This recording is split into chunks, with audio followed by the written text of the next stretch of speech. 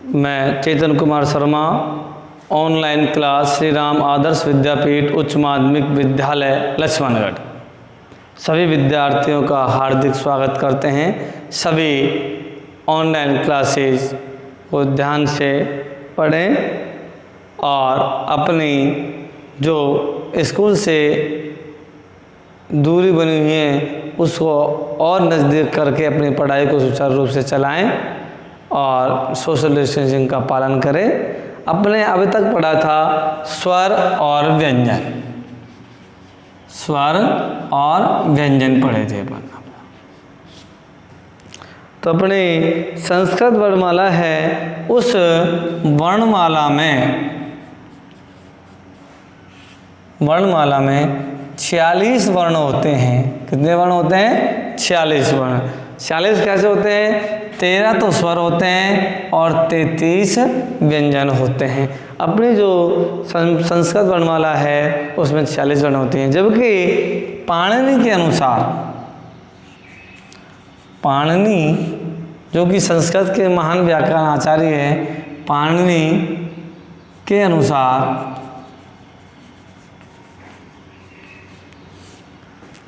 संस्कृत वर्णमाला में 63-64 वर्ण होते हैं। त्रिषष्टि चतुष्षष्टि, त्रिषष्टि चतुष्षष्टि,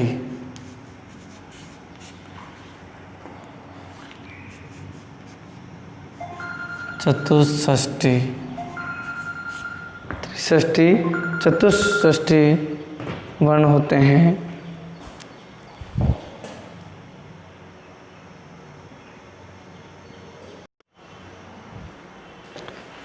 पाणिनि जो संस्कृत के महान व्याकरण आचार्य हैं, उनके अनुसार संस्कृत वर्णमाला में 63-64 वर्ण जिन्हें बोलते हैं त्रिषष्टि चतुष्षष्टि ही, चतुष्षष्टि ही। इसमें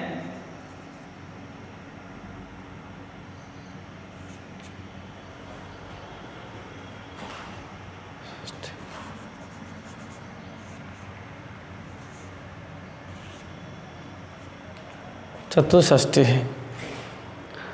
अब इनमें अपन स्वर और व्यंजन में पढ़े थे, स्वर के भेद पढ़े थे। स्वर के 3 भेद होते हैं, ह्रस्व, दीर्घ और प्लुत। व्यंजन के 3 भेद होते हैं, स्पर्श व्यंजन, अंतस्थ व्यंजन और उष्ण व्यंजन।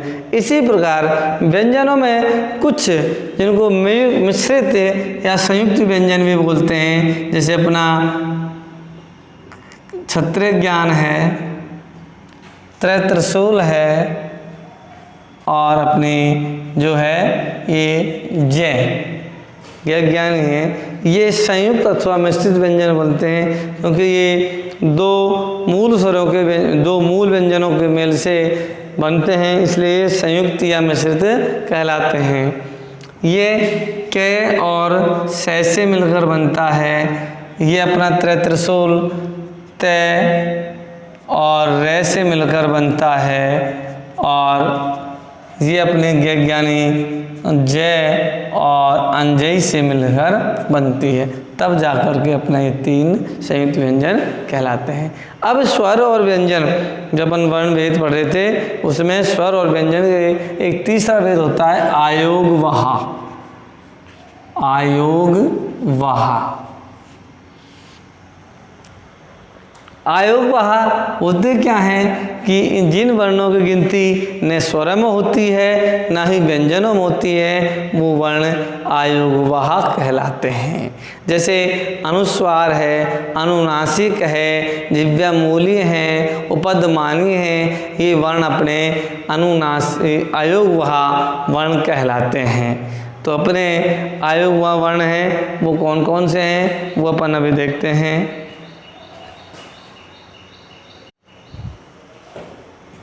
आयोग वहा में सबसे पहला है अपना अनुस्वार, जिसको अपन कोष्ठक में इस तरह से अनुस्वार लगाते हैं।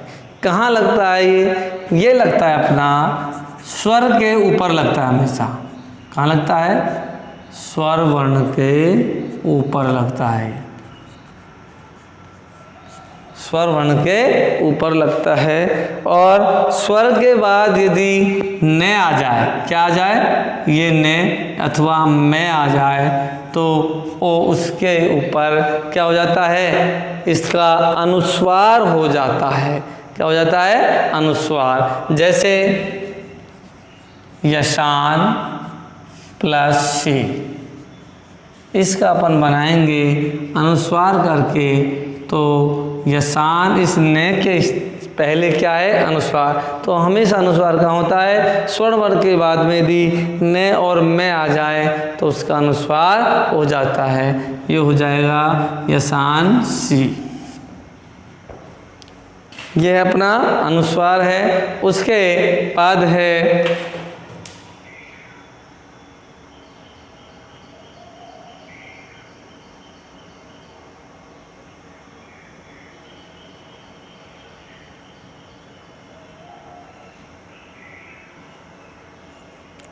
अनुनासिक। कौन सा है, अनुनासिक।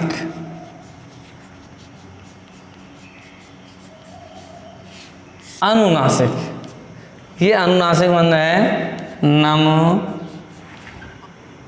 अंग, अण और न।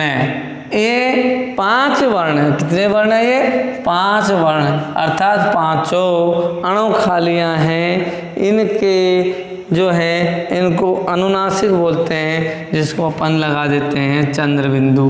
क्या लगा देते हैं, चंद्र बिंदु लगा देते हैं। ये अनुनासिक वर्ण कहलाते हैं। और ये कहाँ लगाए जाते हैं, यदि जब अपने स्वरों अपने न, मैं, अंग, अण, न ये लास्ट में हो तो इनके स्थान पर, क्योंकि इनकी जो स्वरों आवाज़ है वो अपनी नासिका से होती है, इसलिए ये अनुनासिक कहलाते हैं। अब इसके बाद है अपना जिह्वामूल।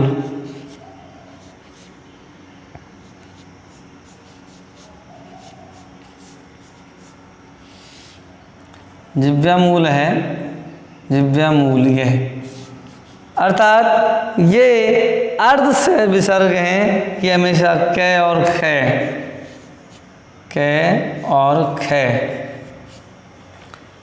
से पहले इनको बोलते हैं अर्ध विसर्ग संकेत। अर्ध विसर्ग संकेत।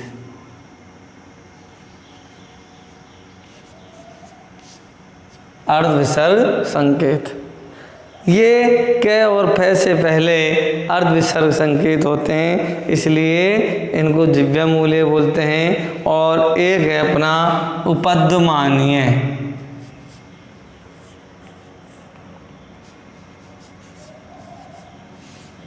उपध्मानीय कौन कौन से हैं, इसी तरह प और फ से पहले, प और फ से पहले अर्ध विसर्ग संकेत मिल जाएं तो उनको उपध्मानीय वर्ण कहा जाता है।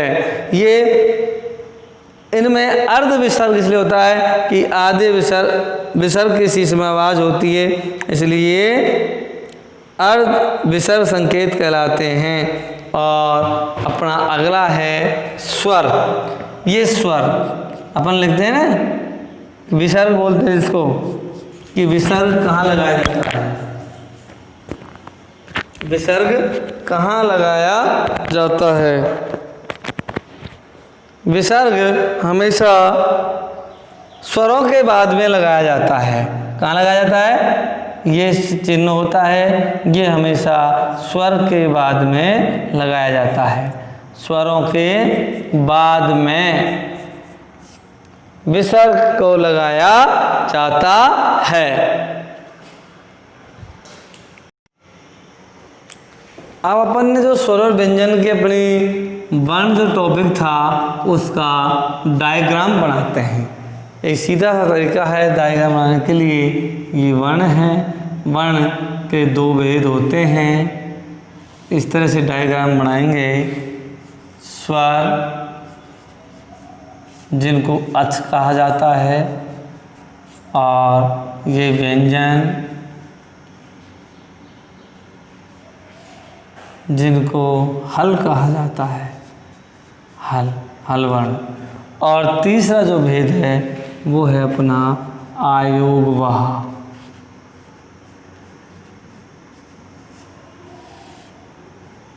वैसे तो अपने संस्कृत वर्णमाला के 2 होते हैं, लेकिन तीसरा कौन सा है? आयोगवाह। अब अपन स्वरों के भेद को देखते हैं। ये भेद यहाँ इसके भेद है, स्वर के 3 भेद होते हैं स्वर के। कौन से? ह्रस्व, जिसको लघु भी कहा जाता है, दीर्घ, और तीसरा है प्लुत। अब यहीं अपन इनके बोला देते हैं। यहाँ अपने हो गए 13, यहाँ हो गए 33, कुल 46 वर्णमाला में हो गए। अब वर्णमाला किसे कहते हैं? स्वर और व्यंजनों के समूह को वर्णमाला कहा जाता है। किसको कहा जाता है? स्वर और व्यंजनों का समूह है, इनसे मिलकर के क्या बनती है? वर्णमाला बनती है। और संस्कृत वर्णमाला में कुल जो वर्ण होते हैं वो होते हैं 46 वर्ण। कितने होते हैं? कुल 46 वर्ण होते हैं। उन 46 वर्णों को डिवाइड इस तरह, जबकि पाणिनि के अनुसार, किसके अनुसार? पाणिनि के अनुसार अपनी संस्कृत वर्णमाला में 63-64 वर्ण होते हैं, 63-64 वर्ण होते हैं। अब यहाँ वैसे पाणिनि के अनुसार जाएंगे तो स्वरों की संख्या होती है 22, यहाँ हो गए 33। आयोगवाह जो अपने आते हैं वो आयोगवाह के जो अपन इस तरह से भेद है वो करेंगे तो अपने आते हैं ह्रस्व, दीर्घ और प्लुत। ह्रस्वर अपने 5 हैं। कितने हैं? 5। 5 हो गए, छोटा ई, छोटा ऊ, छोटी री और लिरी, ये ह्रस्व हो गए। और अपन जो दीर्घ हैं अपने कुल टोटल 8। कितने हैं? 8। 5 और 8 13। ये तो हो गए अपने सामान्य। पाणिनि के अनुसार कितने होते हैं? ये होते हैं 22। इसमें 9 और जुड़ जाएंगे जो प्लुत में जुड़ते हैं। 8 में कौन कौन से हो गए? आ, बड़ी ई, बड़ा ऊ, री, बड़ी, और ए, आई, ओ और औ। इनको मिश्रित या संयुक्त स्वर भी कहा जाता है, क्योंकि 2 भिन्न उच्चारण स्थान वाले स्वरों के मेल से बने जो स्वर हैं वो मिश्रित या संयुक्त स्वर कहलाते हैं। इसी प्रकार अब बात आती है अपनी प्लुत। परिभाषा उस दिन लिखाई थी। प्लुत स्वर कौन कौन से होते हैं? तो इसमें हैं इसका जो चिन्ह होता है ये तो हिंदी में 3 का होता है। ए के बाद 3 का लग जाए तो ये प्लुत बन जाता है। ई के बाद ये 3 का, ऊ के बाद ये 3 का लग जाएगा, री ये 3 का, और लिरी में ये 3 का। इसके बाद 4 5 तो हो गए ह्रस्वर और 4 हो गए अपने मिश्रित। इनको मिला करके 9 होते हैं। ए, आई यहाँ 3 का, आई के बाद 3 का, ओ और औ। ये कुल प्लुत स्वर होकर के 9 होते हैं। ये अपन को बड़ी जब कक्षा में चल जाएंगे तो वहाँ नहीं मिलेंगे, फिर अपन को कोचिंग संस्थान और आदि में जा कर के ये मिलेंगे। इसके बाद अब आते हैं व्यंजन। व्यंजन अपने 33 होते हैं। इनको 3 भागों में बांटा गया है। स्पर्श व्यंजन, अंतस्थ व्यंजन और ऊष्म व्यंजन।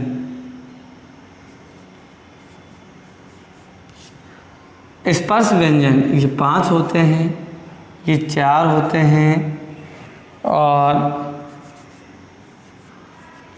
ये 4 होते हैं।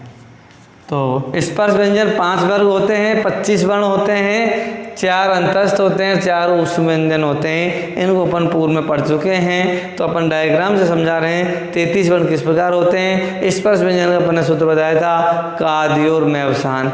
क जिसके आदि अर्थात प्रारंभ में हो और अवसान का मतलब अंत में, जिसके अंत में हो, वो क्या होता है, स्पर्श व्यंजन कहलाता है। ये 25 है, 5 वर्गों में बने हुए हैं। अब अंतस्थ व्यंजन, इसका सूत्र है यणो अंतस्था, अर्थात ये वे रे वर्ण हों तो इनको अंतस्थ व्यंजन कहा जाता है। ऊष्म में 4 है, शलूष्मण है तो ये 4 हैं, श और है, ये ऊष्म व्यंजन कहलाते हैं।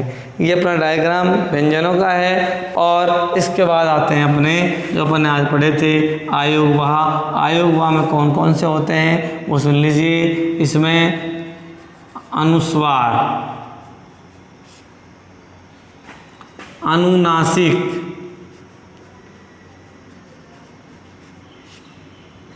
विसर्ग और 2 और हैं, वो हैं जिह्वामूलीय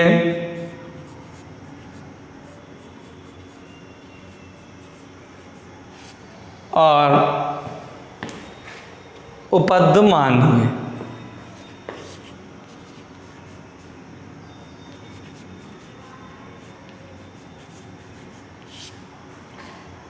ये अपना वर्ण जो टॉपिक है उसका डायग्राम है। इस तरह से सूक्ष्म रूप से डायग्राम के माध्यम से भी अपनी वर्णमाला इसको बन सकते हैं कि वर्णमाला किसे कहते हैं, स्वर प्लस व्यंजन।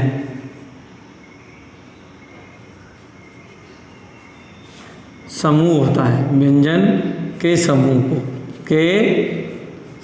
को क्या कहा जाता है, इसको वर्णमाला कहा जाता है। और संस्कृत वर्णमाला में ये अपने वर्ण होते हैं। ये अपना स्वर और वर्ण वाला जो टॉपिक है वो पूरा हुआ।